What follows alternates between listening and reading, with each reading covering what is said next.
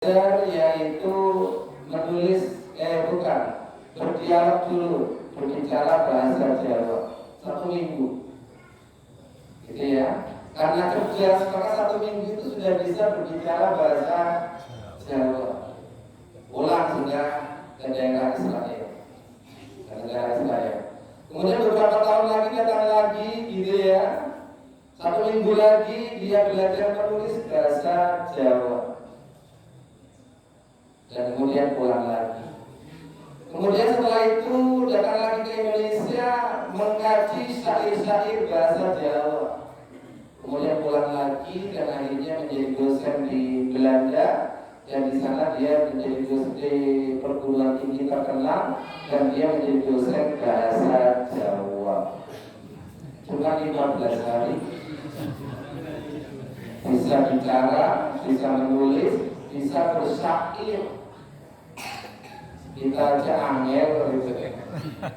Saya aja kalau sudah suruh bicara bahasa Jawa kalau ngisi itu paling angel Bapak Ibu. Sampai sekarang ya minta maaf saya tidak bisa seperti masnya bahasa Jawa gitu ya. Karena kebetulan asli saya Banyuwangi, lama di pondok sebelah itu 6 tahun, terus saya ngajar, terus kuliah begitu, berkeluarga, kuliah lagi dan sebagainya. Itu tadi ada mahasiswa saya itu sudah selesai S1 PKI tadinya. Siapa itu ya? Mbaknya yang kata tadi, pas foto-foto. Tavia. Iya, itu. Nah, Bapak dan Ibu seperti itu. Memang ya, tak pikir-pikir setelah saya tanya sama profesor itu, kira-kira IQ-nya berapa ya Pak? IQ-nya itu sama dengan Pak Habibie. Ya. Jadi ya memang ya pintar kan gitu ya. Kita berapa Bapak Ibu? Saya sudah pernah ukur IQ-nya, IQ Bapak Ibu berapa? Ya, kadang-kadang data sekarang besok lari gitu ya. Itu diantaranya kita. Bapak dan Ibu yang saya hormati, itulah barangkali. Dan Nabi Musa itu memang nabi yang paling pintar. Hanya saja, saking pintarnya itu pernah Nabi Musa itu menantang Allah Subhanahu wa Ta'ala, yaitu ingin diajari oleh Allah tentang sebuah ilmu. Akhirnya oleh Allah jadi dituruti. Itu Nabi Musa oleh Allah. Nabi-nabi terdahulu itu perbedaannya dengan Nabi Muhammad begitu. Kalau nabi-nabi terdahulu kalau ingin sekali dipaksa oleh umatnya untuk mendatangkan sesuatu, ya dia langsung memohon kepada Allah. Bapak Ibu pernah membaca kisahnya Nabi Isa?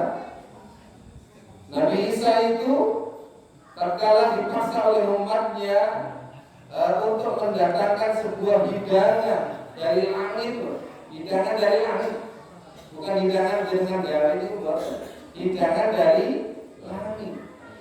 Sampai Allah mengatakan, kenapa kamu kok sampai meminta untuk mendatangkan hidangan dari langit? Karena umatku memaksaku untuk menunjukkan kepadaku tentang kenabian. Ini permintaanku yang pertama dan yang terakhir, kata Nabi Isa begitu. Akhirnya Allah memang turunkan hidangan dari langit. Maka kata hidangan itulah kemudian dalam Al-Quran menjadi nama surah. Apa Bapak dan Ibu? Al-Ma'idah. Ya, gitu. Bapak dan Ibu yang saya hormati, itulah nabi-nabi terdahulu seperti itu. Kalau Nabi Muhammad tidak, maka dari itu Muhammad Ali As-Sabuni dalam kitabnya At-Tibyan fi Ulumil Quran, studi-studi penjelasan studi-studi Al-Quran, Bapak dan Ibu, bahwa Nabi Muhammad perbedaannya dengan nabi-nabi terdahulu. Kalau nabi-nabi terdahulu keistimewaannya berupa madiyah, hissiyah. Madiyah itu benda, hissiyah yang masih bisa dilaba. Nabi Nuh perahu, benda bisa dilaba.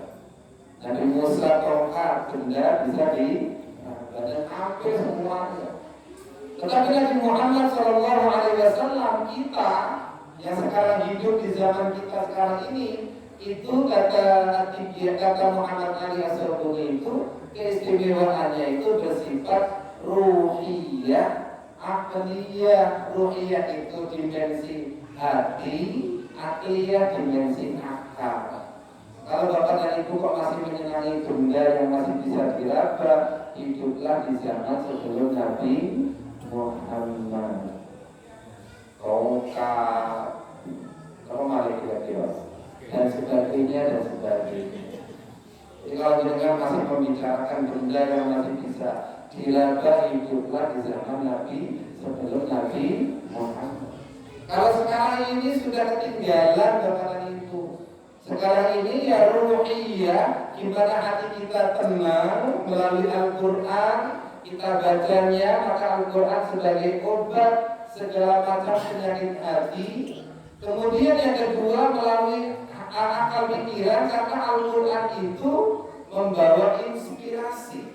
Isra Mi'raj itu inspirasi kepada kita luar biasa. Perjalanan cepat itu, gitu ya, dari Masjidil Haram ke Masjidil Aqsa itu belum ada pemikiran manusia tentang perjalanan cepat. Akhirnya sekian ratus kemudian manusia membuat sebuah transportasi yang bisa melakukan perjalanan cepat seperti Nabi Muhammad. Dari Indonesia ke Arab Saudi berapa jam Bapak Ibu? 10 jam. Itu kan perjalanan cepat. Jerman menawarkan kepada Menteri Agama 2025-30 itu dia sudah menciptakan pesawat yang kemudian perjalanan haji itu cukup membutuhkan 6 jam. 6 jam. Ayo, kan itu kan? Cuma masalahnya Indonesia tidak bisa buat pesawat. Iya kan? Ini kalau berani dulu ya. Nih, kita belum bisa membuat pesawat. Nah, itulah barangkali mari bersama-sama. Sehingga Nabi Musa itu pernah suatu saat itu kembali kepada cerita Nabi Musa.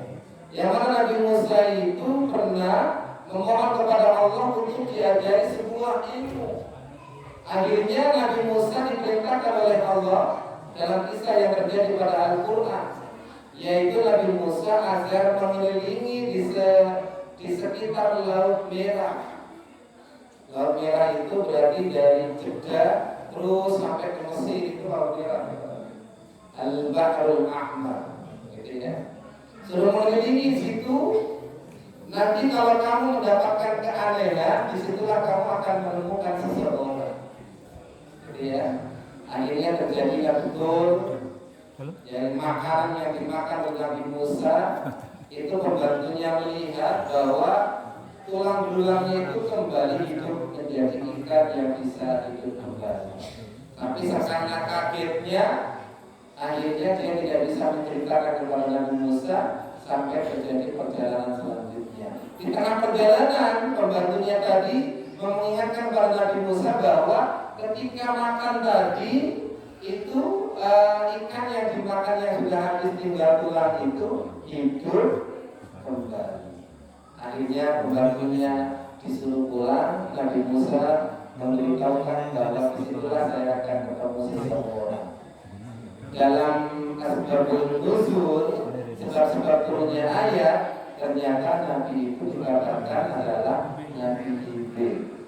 Nabi Jibril. Boleh saya cerita Bapak dan Ibu? Jadi kan kalau saya cerita ngantuk Bapak? Enggak ya?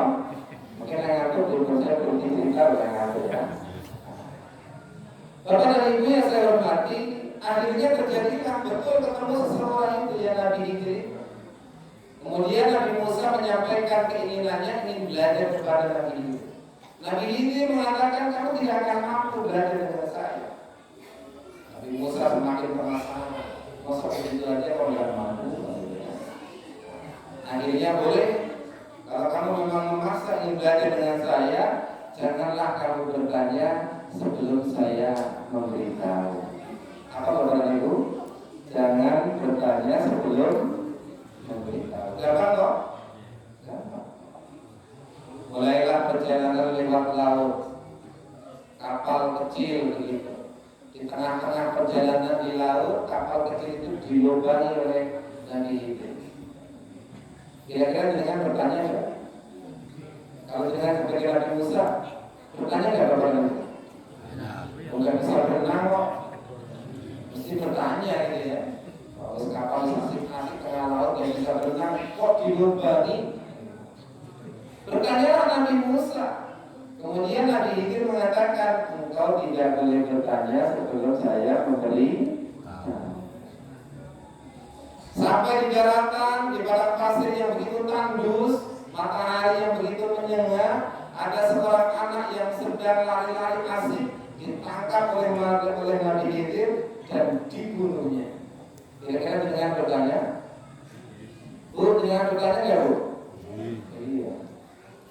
Kemudian Nabi Khidir menjawab, engkau tidak boleh bertanya sebelum saya memberi. Sekali lagi, cukuplah engkau belajar dengan saya. Kemudian berjalan selanjutnya, ada rumah yang mestinya tinggal ambruk. Nabi Khidir begitu ngoyo diperbaiki rumah itu, seperti masjid ini ditinggikan, ya. Ditinggikan begitu dengan menjadi sebuah masjid yang indah.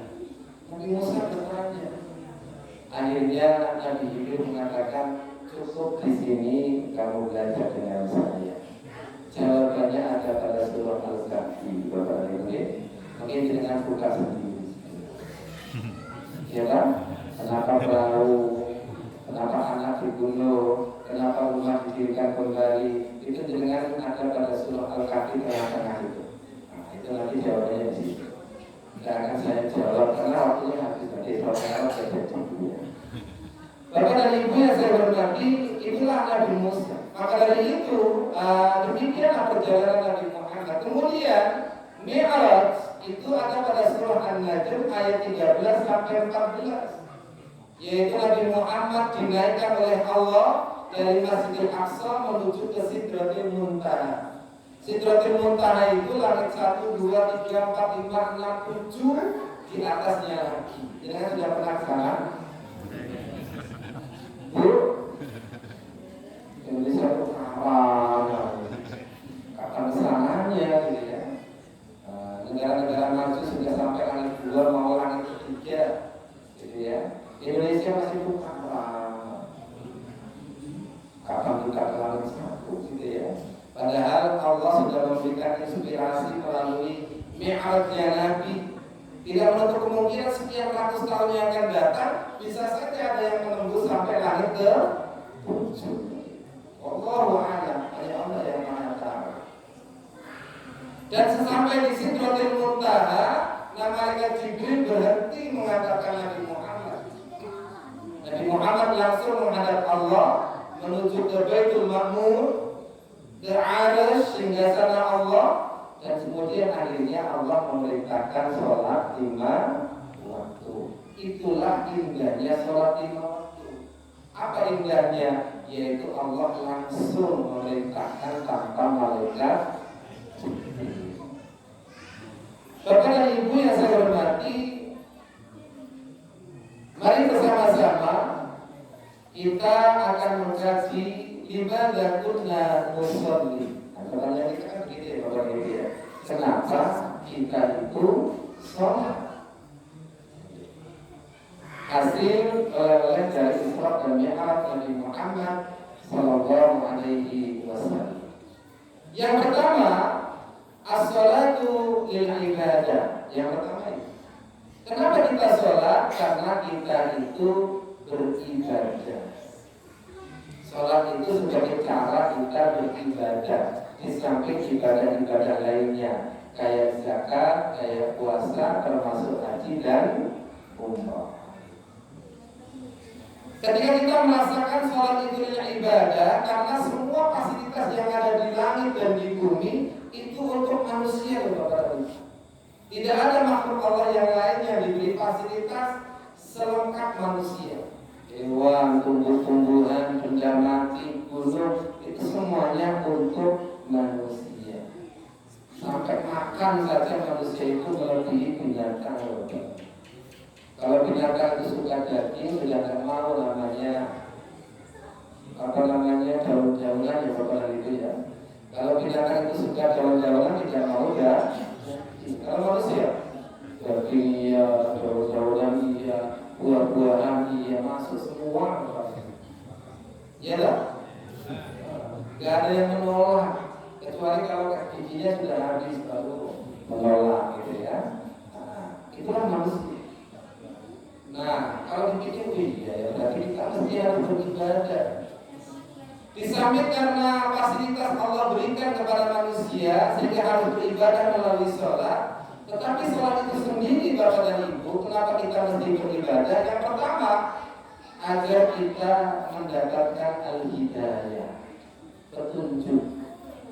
Karena melalui sholat itu Allah kasihkan semua yang Allah miliki kepada manusia. Satu di antaranya adalah al-hidayah, petunjuk. Bukan yang merasakan kalau sholatnya itu rajin itu seperti hidup itu kayak diatur oleh Allah. Kamu sana, kamu kesini, kamu kesini. Karena kita sudah dekat dengan Allah.